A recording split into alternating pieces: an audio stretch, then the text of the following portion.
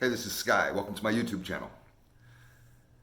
Let's go over 4 things to think about today. These are 4 quotes that I wrote down on my notes as I was making my list this morning, as I was drinking my tea. I got this awesome peppermint tea. That's my favorite kind of tea. I had to stop drinking coffee, making my stomach upset. So now I drink tea. I was listening to a talk. It was like a 45-minute talk, a speech by Jordan Peterson. And I wrote down some good points that he made. And I just figured, why don't we go over them together? Open up a dialogue about some of this stuff. So the first one here: you are not committed to something unless you are willing to sacrifice for it. You're not committed to something unless you're willing to sacrifice for it. I mean, to me, that goes without saying.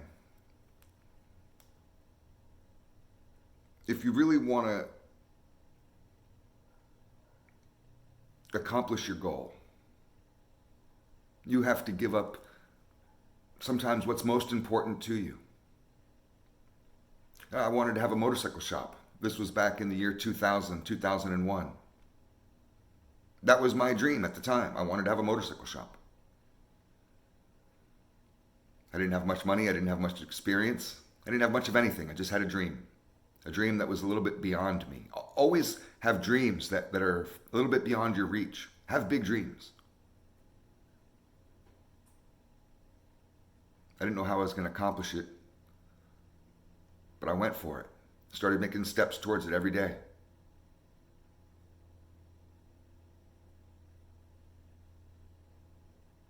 I had to risk a lot in order to do that. Financially, invest everything I had. I didn't take out business loans.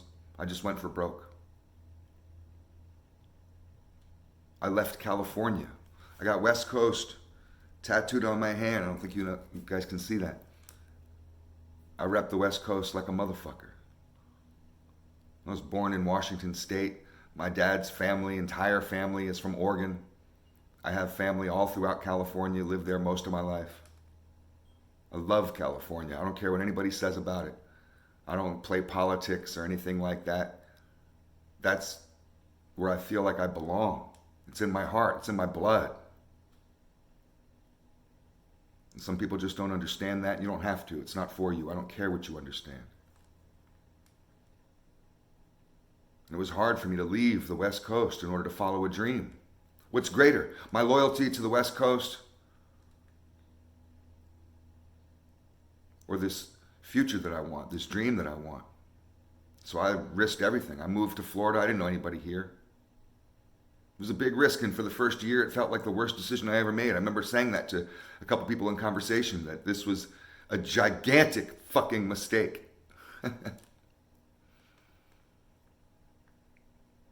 I've been here for 18 years now. It was the best thing that I ever did. It was the step that I needed to take in order to be successful. I would not have made it into a bunch of magazines. I wouldn't have gone global. My Sinister brand is from South Africa to Europe. I mean, we have it everywhere.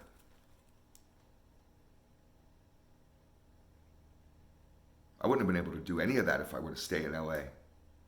Played it safe. So that's how I take that first quote. Tell me if you take it different. Let's go on to the next one.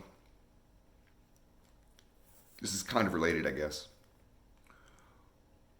Move from the unbearable present to the ideal future. Move from the unbearable present to the ideal future. I mean, that's pretty deep shit if you think about it. And a lot of us live in an unbearable present. At least that's the way we perceive it. That's our outlook, right? And it may be your reality. I can sit here and say, oh, have a different outlook, be positive, talk to yourself, and all this kind of psychology bullshit. And meanwhile, your life fucking sucks. So how do we move from the unbearable present to the ideal future? You have to take incremental steps. You have to take steps every single day. It's just like in the gym. I learned a lot of lessons in the gym. Nobody becomes big and strong overnight. I'm in a process right now of building muscle, trying to get bigger muscles. I'm not trying to be a bodybuilder, and I'm not taking, crazy supplements or anything like that. I'll drink a protein shake, and I'm trying to count my macros, and I'm on a good workout program that was set for me by trainers, but it's been a few years now. I mean, this hasn't been overnight, and I'm still not at my goal. But I've realized that I have incremental goals. My only goal tomorrow when I go to the gym is, one, to have a good workout, and two, to do a little bit better tomorrow than I did. I'm going to do back tomorrow. It's going to be a pull workout. So I want to do a little bit better tomorrow than I did the last workout 5 days ago. Even if it's 5 pounds more, a little bit more intensity during that struggle, during those reps. Build that muscle, do it just a little bit more. And that's how you get to that ideal future. That's how you incrementally get past the unbearable present. It's like a hiking trip. You ever been on hiking? Sometimes hiking sucks, especially if it's raining and it's cold. You got a heavy pack. The further you go, the further you get. Let's go to the next one.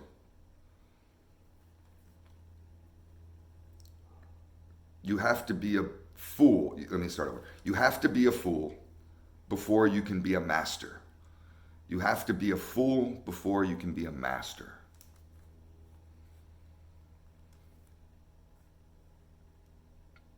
Every master starts off a rookie, starts off a beginner, starts off not knowing what they're doing. And you have to be willing to pay your dues.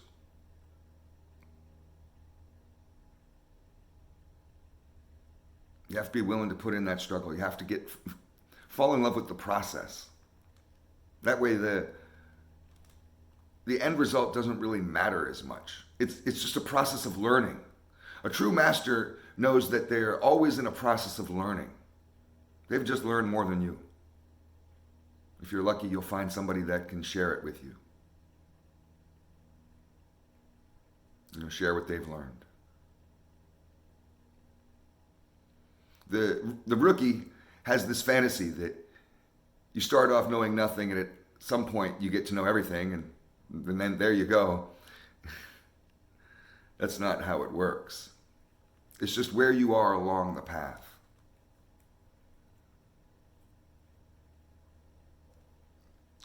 You have to be a fool before you can become a master also kind of, I think, implies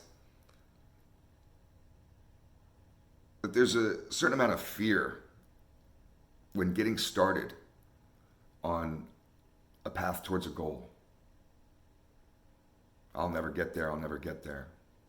And you see people that are so far ahead of you and they're doing it so well, and it just feels like, well, how would I ever be able to do what they're doing? How could I be the next Michael Jordan?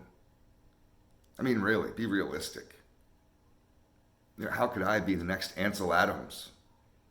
One of my favorite photographers. But even Ansel Adams or Michael Jordan, they were just dumbasses, didn't know how to do anything when they started. Michael Jordan wasn't born slam dunking basketballs. There was a time when he walked out on that court and was a complete fumbling idiot. Like, oh, basketball, huh? Maybe I'll try it. Ansel Adams is one of the best photographers ever. I love his pictures. I've never seen a bad Ansel Adams picture, but it doesn't mean there aren't any. I'm sure there's thousands of them. He just didn't publish those. We didn't get to see those. You got to take 100,000 bad photos before you get that one good one. So let's go into the next one. This is the last one. All new ideas are stupid. It's kind of a statement that should be in the Bible, huh? All new ideas are stupid. I think we get intimidated by our own idea machine. A lot of us, I know I do this. I come up with ideas all the time. And a lot of ideas I bat down because they just don't sound viable. They don't sound like they're really good ideas. I'm waiting for a good idea and then I'll jump on it. But the bad ideas, I put them aside. And that sounds prudent when I describe it. Oh, you're so smart. You must be so good at thinking. But all new ideas are stupid. Think about Nike. That motherfucker, he's got an interesting story. I'm no expert on Nike, but I do know a little bit about it. And he started off in his garage. It was a home business. This guy started off at nothing. It's a true, American dream type of story. He built an empire. Nike, we've all seen the fucking shoes.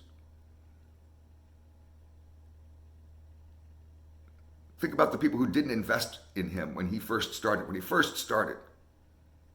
Think about Jeff Bezos. When he first started out of his garage selling books, the people that didn't invest. The ones who were just like, nah, I'll pass. And he's just like, well, can I borrow $5,000? And they're just like, nah, Jeff, I don't know, bro. I'm just not feeling it. I don't know, sorry. Now he's the second richest or the richest guy in the world. All new ideas are stupid. It doesn't matter. You just got to find something that you think is interesting and go for it. So, these are 4 things to think about today. It's all just food for thought. Have a good day, guys.